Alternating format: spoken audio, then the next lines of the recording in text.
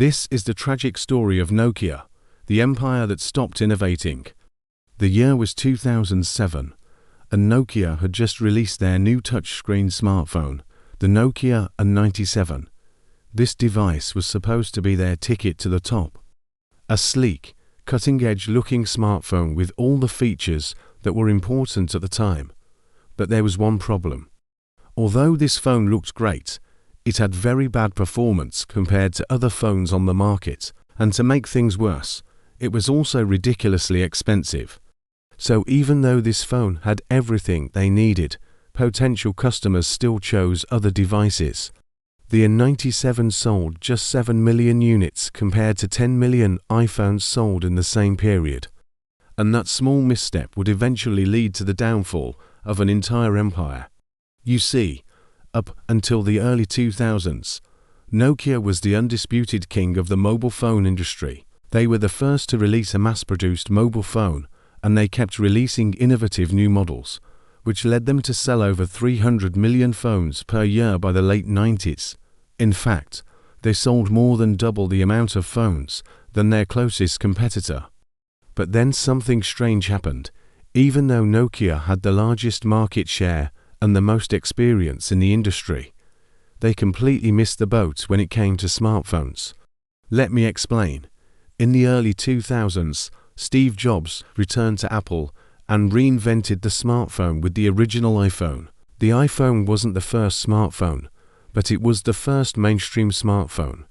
It combined the functionality of a smartphone with the design and user experience of a digital camera, making it extremely appealing to the masses.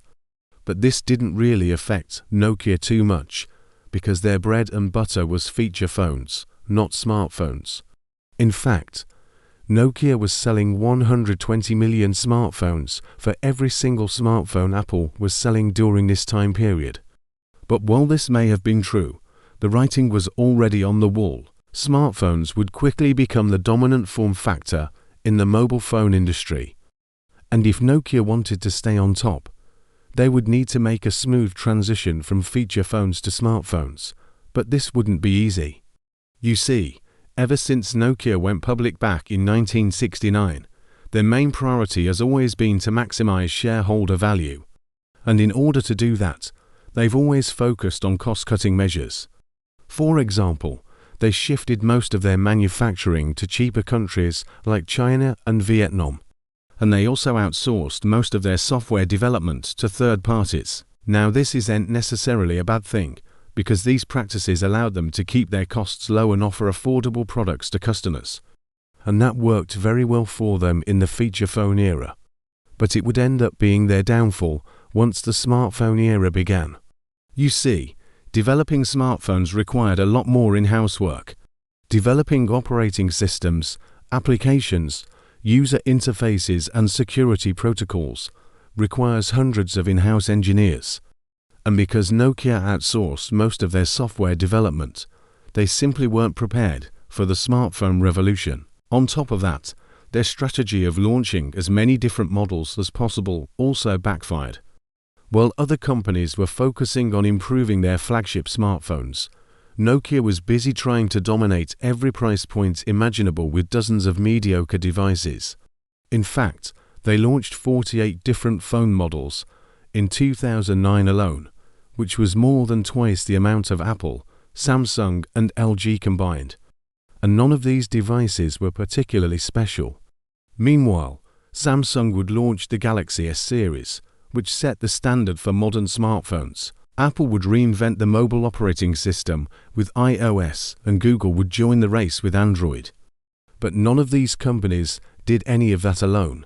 They had entire divisions of engineers and developers working full-time on their mobile operating systems. And that's exactly what Nokia should have been doing as well.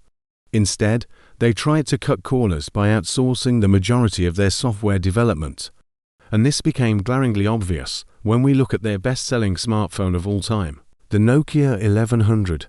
The 1100 was a very basic feature phone, so it shouldn't have been too hard to turn it into a smartphone.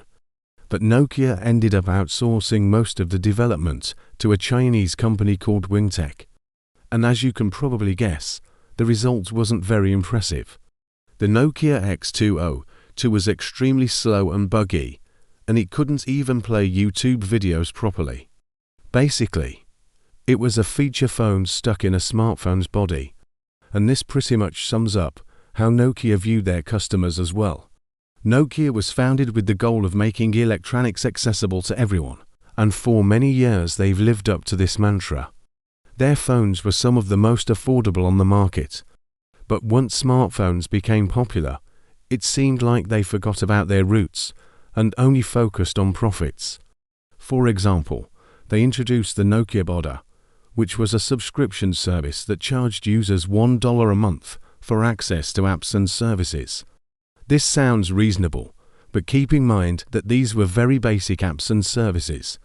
Also, if you're paying $1 a month for your phone, you're essentially financing the purchase of the phone itself. So rather than lowering the prices for their loyal customer base, Nokia decided to monetize them instead. And this brings us back to the Nokia N97, their very first high-end smartphone.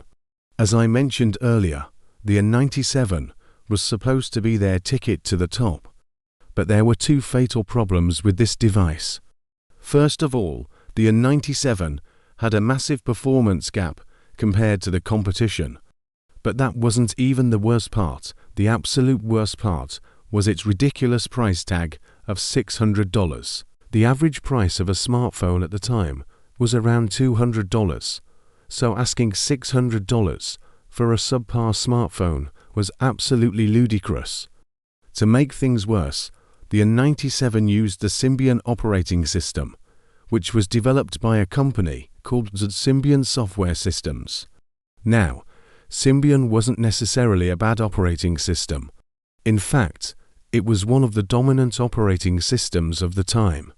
But the problem was that Nokia had a big part in the development of Symbian, and they never fully took control of the project. This meant that Symbian was constantly being pulled in multiple directions, which led to inconsistent updates and poor optimization. And this was a major issue for Nokia because their biggest competitors, Apple, Samsung and Google, were all investing billions of dollars into their own operating systems. So despite having a head start, Nokia failed to deliver a competitive product. And this is where Nokia's downfall truly began. They made one crucial mistake that prevented them from becoming the biggest smartphone company in the world. But luckily, they had another chance at redemption with the rise of Android. Android was open source, which meant that Nokia could easily integrate Android into their phones without paying licensing fees. This would give them a significant cost advantage over the competition, allowing them to undercut Apple and Samsung and dominate the market once again. But that never happened, and the reason was pretty simple. Ever since Samsung started using Android, it was abundantly clear that you don't need to pay huge licensing fees in order to make a premium smartphone. In fact, Samsung was able to position themselves as the premium brand by copying Apple's design language. So Nokia no longer had a cost advantage, and they were too slow and too cheap to compete. Apple had already captured the premium market, and Samsung had captured the mid-range market. And that left Nokia with just the budget market, which wasn't nearly as profitable.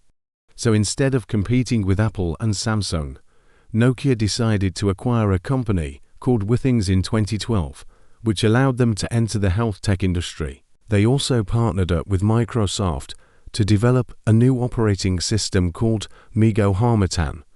But sadly, neither of these projects ever took off. By 2016, Nokia was done trying to compete in the smartphone industry. They sold their remaining mobile phone business to HMD Global for just $148 million. And that brought an end to the Nokia phone era. Today, HMD Global continues to release Nokia phones, but they're just rebranded Android phones with mediocre specifications. As for Nokia itself, they've since pivoted to focusing on telecommunications infrastructure, which has proven to be quite successful. So while Nokia may no longer be the phone company that we once knew and loved, it's not because they completely disappeared. They're still a major player in the tech industry, just not in the way we expected them to be. Did you ever own a Nokia phone? If so, what are your favorite memories associated with them? Comment that down below. Also, drop a like if you miss the old Nokias. And of course, consider checking out our international channels to watch our videos in other languages, and consider subscribing to see more questions logically answered. But until then, I'll see you guys on the next one.